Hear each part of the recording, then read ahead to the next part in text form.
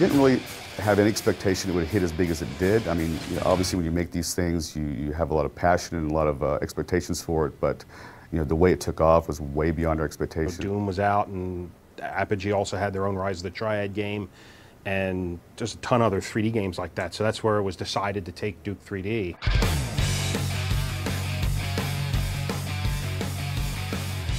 Duke Nukem came out right when the industry was transitioning from the sprite-based games, and that would be where everything is actually, even the bad guys, the animated bad guys, were just a flat piece of art.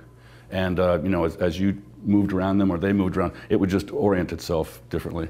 And the industry was changing then to true 3D model with Quake, I think. I don't know if it was the first, but that was the big one coming out.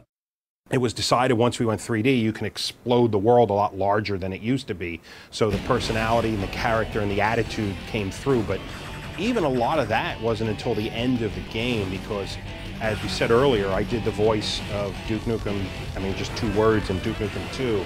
And Duke Nukem was mute through the bulk of the development of Duke 3D. He didn't talk until right at the end when it was decided that, hey, most of these characters don't ever say anything, why don't we do one with a voice? I was approached by a casting director in San Diego, where I live, who was in touch with George Broussard. And George wanted a character voice for Duke that would really bring out the anger and the comedy of this character. Looks like those alien bastards shot up my ride. The very beginning was, like I said, there was 2 guys downstairs, which was Alan Blum, Todd Rupogel, and another artist. And they were putting it together. But the artwork was less than the quality they desired.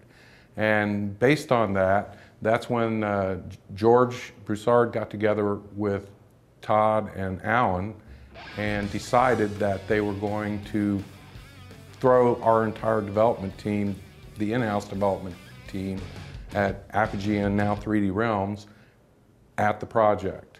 And so it was already underway, and our key was to develop it into something that could be really, really good. I wanted to get involved with Duke, so I applied at 3D Realms, got a job there, and came down and just had a ball working on it with one of my other co-founders of Gearbox, Randy Pitchford. I didn't become a professional game maker until the mid-90s.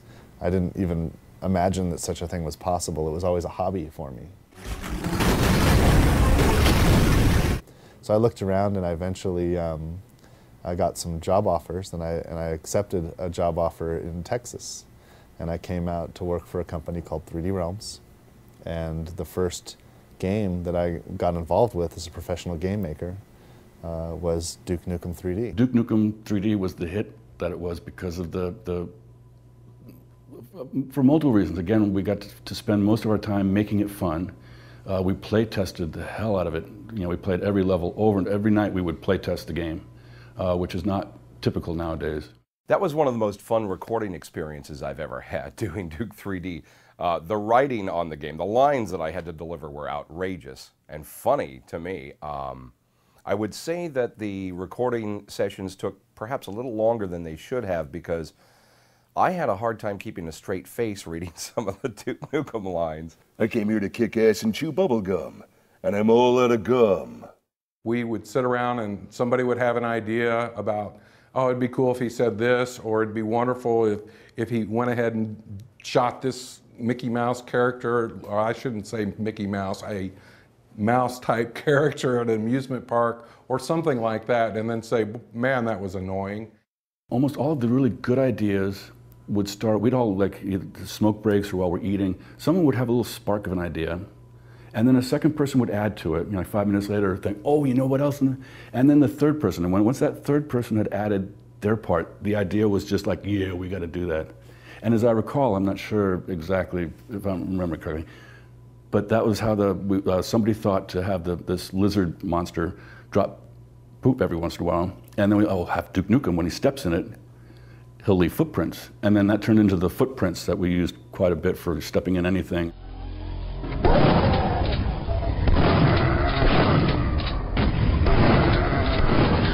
There was a little bit of the Duke personality in Duke 2, because in Duke 1 and 2, yes, there were characters. There was Duke Nukem and Dr. Proton and things of that nature. But the character, the essence of what made the character what it is now, wasn't so much, it wasn't almost wasn't there at all in the first one, and there was just tidbits of it in the second game.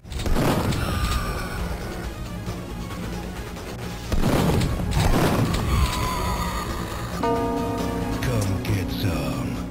How much of Duke is in you? Well, every time I go to the bathroom, I realize that I get about 10 points of health, and I always, you know, much better. Oh, yeah. We didn't know precisely what we had with that game. We knew it was good, but there's lots of good games that never take off, and it just took off. George Broussard and Scott Miller, who were, you know, the owners of Apogee, a publishing company, and 3D Realms, a label that you know, launched Duke 3D. These guys really did a lot to help spawn an industry here in Dallas, and really created the first-person genre. The combination of violence, not real violence, no one's really getting hurt, the combination of violence and humor, to me, is just, and the Stooges, and I mean, there's a lot of examples of that. I'm not sure why that blend is so good, but particularly for me, I liked it. So I knew all along that the game was going to do well. Oh, I didn't know it was going to do well, but I knew we had a hit. It's just really nice to see seeds that are planted grow into what it's become. You can't ever expect that, but when it happens, it's magic. We had a blast. We just had a really good time with it.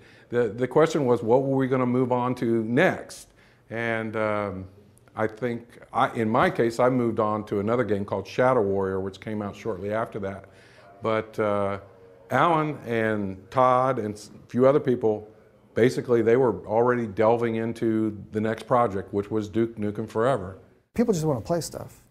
And you know, we did Duke 3D and people enjoyed it, and we did the expansion pack and people enjoyed that. And people just want a sequel, they just want to play something.